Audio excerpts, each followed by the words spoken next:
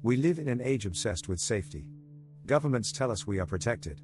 Cameras watch every corner, police patrol every street, armies guard every border. Billions are spent every year on weapons, surveillance, and walls, all in the name of security. And yet, fear has never been higher. If we are so well protected, why do people feel so unsafe? Why is trust collapsing? Why does anxiety rise? Why does the world look more unstable every year? Because most of what we call security is an illusion. Governments have always used fear to justify control. A threat is announced, an enemy is named, a danger is magnified, and suddenly, extraordinary powers are granted. The more afraid we are, the more power they gain. After 9/11, entire nations accepted mass surveillance, foreign wars, and the slow erosion of civil liberties, all in the name of safety. But did those measures make us safe? Or did they make us easier to watch, easier to control, easier to divide? Fear is the oldest political weapon in history. And it still works. Look at surveillance today. Entire cities blanketed with cameras. Digital footprints logged, analyzed, and sold. Governments claim it's for our protection. Corporations claim it's for convenience. But when every message is scanned, every movement tracked, and every face catalogued in vast databases, what grows is not safety, but control.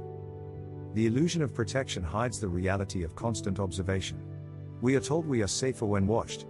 In truth, we are only more manageable. And then there is the military illusion.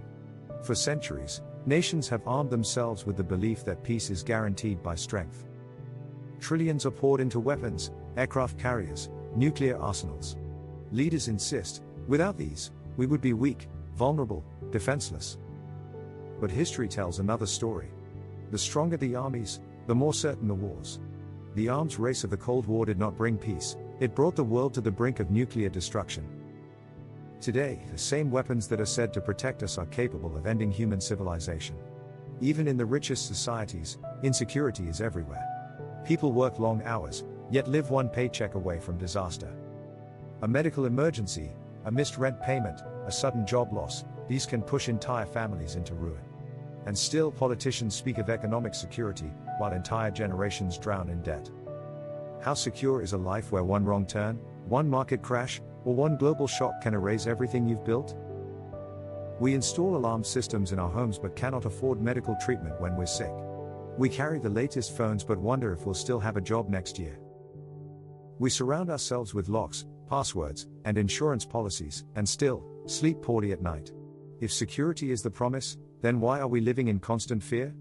The truth is this: most of what passes for security today is designed to protect systems, not people. The economy is secured. Governments are secured. Borders are secured. But ordinary people remain vulnerable. Secure banks, insecure workers. Secure elites, insecure families.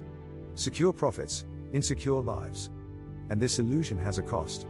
A world obsessed with security becomes a world obsessed with enemies. When we are taught to fear, we learn to divide. To distrust strangers, neighbors, and anyone who looks or thinks differently. Walls rise higher, police grow more aggressive, and armies expand endlessly. But real life becomes more fragile, not less. Look at the global stage. Superpowers stockpile weapons they pray never to use. Nations lock themselves into alliances that only deepen suspicion. Cyber warfare, espionage, endless border conflicts, all justified as defense. But what is defended? The people, or the power of those at the top? Meanwhile, everyday life tells another story. A mother juggling 2 jobs with no childcare. A pensioner choosing between food and heating. A student trapped in debt before life even begins. These are the true insecurities of our age, but they rarely make the headlines. Because solving them does not strengthen governments or enrich corporations. It only strengthens people. And people united are far harder to control. But we must ask ourselves, what does real security look like? It does not look like endless cameras, or soldiers in the street, or armored vehicles parked at borders. It looks like a community. It looks like trust. It looks like knowing that if you fall, someone will catch you, not because they were ordered to, but because they care.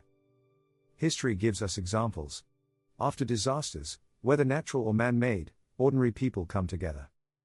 Strangers help each other, neighbors open their doors, communities rebuild from rubble. In those moments, security is not enforced by fear. It is born from solidarity. Real security is knowing your children can go to school and come home safe. It is knowing you can see a doctor when you are ill, without fearing bankruptcy. It is knowing you will not be abandoned if your job disappears, your home burns, or your city floods. It is knowing your worth is not measured only by money, but by the fact that you are human.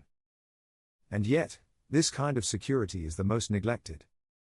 Governments do not invest in trust, because it cannot be measured in profit. Corporations do not build community, because it cannot be sold.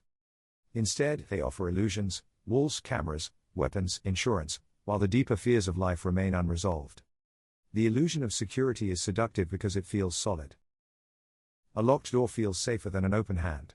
An army feels stronger than a conversation. But the truth is, no wall is high enough, no arsenal large enough, and no surveillance deep enough to protect us from fear itself. So here we stand, inside a fortress of illusions. Protected, yet fragile. Guarded, yet anxious. Surrounded by systems that promise safety but leave us vulnerable to loneliness, poverty, division, and despair. The question is, how long will we believe it? How long will we trade freedom for the comfort of surveillance, trade peace for the fantasy of power, and trade trust for walls? The truth is simple. Real security will never come from fear. It will never come from weapons, from cameras, or from markets. Real security will only come when we stand together. When we face fear as one. When we fight not for walls and weapons, but for a future where no one is abandoned. Because the illusion of security protects systems. But true security protects people. And if we want a future worth living, we must remember, one voice. One fight. One future.